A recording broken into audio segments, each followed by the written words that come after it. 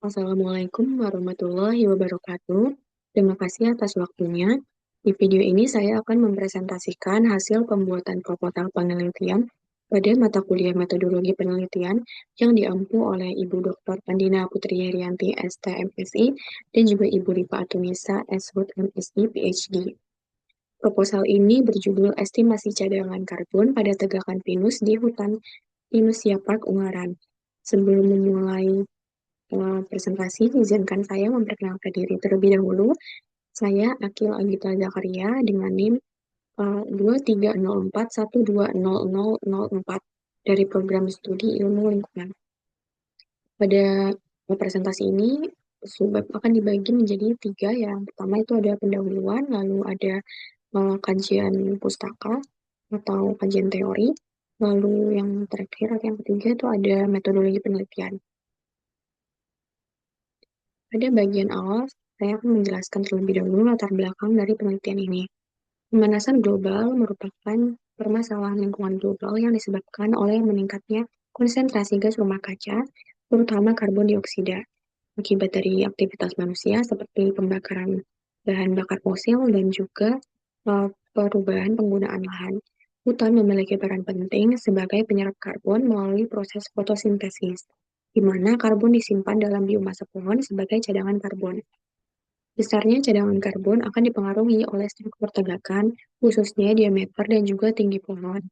Hutan pinus memiliki potensi besar dalam menyimpan karbon karena kerapatan tajuk dan pertumbuhannya yang relatif homogen, serta memiliki nilai ekologis, ekonomi, dan sosial sebagai kawasan wisata. Pinus Siapak Ungaran merupakan kawasan wisata berbasis hutan pinus di Kabupaten Semarang yang hingga saat ini belum memiliki data ilmiah mengenai struktur tegakan dan juga cadangan karbon. Oleh karena itu, penelitian ini dilakukan untuk memberikan gambaran awal mengenai potensi cadangan karbon pada tegakan pinus di hutan pinus Siapak Ungaran. Berikut adalah rumusan masalah yang saya tulis. Yang pertama ada bagaimana struktur tegakan pohon pinus di pinus siapak berdasarkan diameter dan tinggi pohon. Yang kedua, berapa besar estimasi cadangan karbon di atas permukaan tanah pada hutan pinus tersebut. Yang ketiga, bagaimana distribusi cadangan karbon berdasarkan kelas diameter pohon. Adapun tujuan penelitian yang pertama yaitu menganalisis struktur tegakan pinus berdasarkan diameter dan tinggi pohon. Yang kedua, mengestimasi cadangan karbon di atas permukaan tanah menggunakan persamaan alometrik. Dan yang ketiga, mengidentifikasi distribusi cadangan karbon berdasarkan kelas diameter pohon.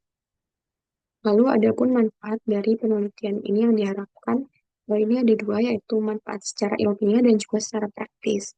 Secara ilmiah, yang pertama yaitu memberikan informasi ilmiah mengenai kondisi struktur tegakan pinus merkusi di kawasan pinus siapak berdasarkan parameter diameter dan juga tinggi pohon.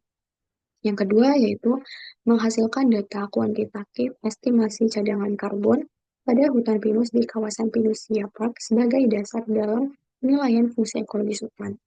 Lalu ada manfaat praktis yaitu menyediakan gambaran distribusi cadangan karbon berdasarkan kelas diameter pohon yang dapat digunakan sebagai bahan pertimbangan dalam pengelolaan dan juga perencanaan konservasi kawasan hutan pinus. Selanjutnya ada tinjauan pustaka. Cadangan karbon pada ekosistem hutan merupakan karbon yang tersimpan dalam biomasa vegetasi hasil dari proses fotosintesis yang dipengaruhi oleh struktur tegakan. Biomasa pohon dapat diestimasi secara non-destruktif atau tidak merusak, menggunakan persamaan alometrik berbasis diameter batang dan juga tinggi pohon. Kemudian dikonversi menjadi cadangan karbon dengan faktor konversi standar.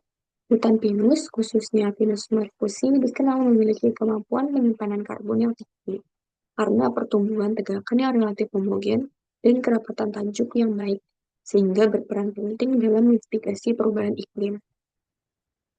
Selanjutnya ada orientasi penelitian, orisinalitas penelitian. Untuk menunjukkan posisi penelitian ini, saya membandingkan dengan beberapa penelitian terdahulu. Yang pertama ada penelitian oleh Ali dan kawan-kawan pada tahun 2022, yang mana penelitian mereka bertujuan estimasi biomasa dan cadangan karbon minus merkusi berdasarkan Perbedaan umur tegakan dengan hasil yang menunjukkan bahwa semakin tua umur pohon pinus tersebut, maka cadangan karbon yang dimiliki akan semakin besar. Lalu penelitian kedua oleh Rituan dan kawan-kawan pada tahun 2024, yang mana penelitiannya bertujuan untuk menghitung total cadangan dan juga kemampuan serapan karbon hutan pinus dengan melibatkan beberapa komponen ekosistem dan memperoleh hasil total cadangan karbon yang didominasi oleh pohon yang hidup. Lalu ada penelitian dari Nur dan kawan-kawan pada tahun 2024, yang mana berisi pembandingan cadangan karbon antara hutan pinus homogen dan agroforestry, dengan hasil yang menunjukkan bahwa hutan homogen memiliki cadangan karbon yang lebih tinggi dibandingkan agroforestry. Berdasarkan penelitian-penelitian tersebut, dapat disimpulkan bahwa hutan pinus memiliki peran yang penting dalam menyimpan karbon. Namun, hingga saat ini belum ada penelitian yang mengkaji cadangan karbon pada tegakan pinus di kawasan Pinus Siaplak, Ungaran. Oleh karena itu, keterbaruan utama penelitian ini terletak pada lokasi penelitian yang belum pernah dikaji sebelumnya. Selanjutnya ada kerangka berpikir. Permasalahan ini diangkat berlatar belakang dari peningkatan karbon dioksida yang berdampak pada perubahan iklim. Penanganannya yaitu dengan pelestarian hutan pinus. Namun data cadangan karbon di Indonesia sendiri masih sangat terbatas. Maka dilakukan pendataan cadangan karbon hutan pinus dengan pengumpulan data dan juga perhitungan volumetrik. Maka akan didapatkan estimasi cadangan karbon hutan pinus. Berikutnya ada metode penelitian. Yang pertama adalah lokasi dan waktu. Penelitian ini dilakukan di kawasan hutan pinus Siaplak, Ungaran, Kabupaten Semarang, Jawa Tengah. Estimasi waktu penelitian dilakukan selama 3 bulan. Selanjutnya ada populasi dan sampel. Populasi penelitian adalah seluruh tegakan pinus merkusi di kawasan hutan pinus Siaplak. Sedangkan sampel diambil secara purposive sampling menggunakan pot berukuran 20 kali 20 meter pada pohon berdiameter lebih dari 10 cm yang akan dijadikan objek penelitian. Berikutnya yaitu ada langkah kerja. Yang pertama, studi pendahuluan, yaitu mengumpulkan literatur terkait estimasi cadangan karbon pada hutan pinus serta informasi awal mengenai kondisi kawasan pinus Siapak. Tahap ini bertujuan untuk memastikan bahwa metode yang digunakan sesuai dengan karakteristik lokasi penelitian. Lalu tahap yang kedua yaitu menentukan lokasi dan juga pembuatan plot sampel. Lokasi penelitian ditentukan secara purposif pada area tegakan pinus yang relatif homogen. Plot sampel dibuat dengan ukuran 20 kali 20 meter dan seluruh pohon pinus dengan diameter lebih dari 10 cm sampai dengan 10 cm yang berada dalam lokasi akan dijadikan objek pengamatan. Berikutnya yaitu pengukuran lapangan, yang meliputi pengukuran diameter batang pada ketinggian 1,3 meter dari permukaan tanah, serta pengukuran tinggi pohon. Data ini nantinya akan digunakan untuk menggambarkan struktur tegakan pinus di kawasan penelitian.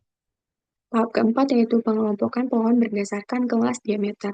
Pengelompokan ini dilakukan untuk melihat perbedaan konstribusi cadangan karbon dari pohon berukuran kecil hingga yang berukuran besar.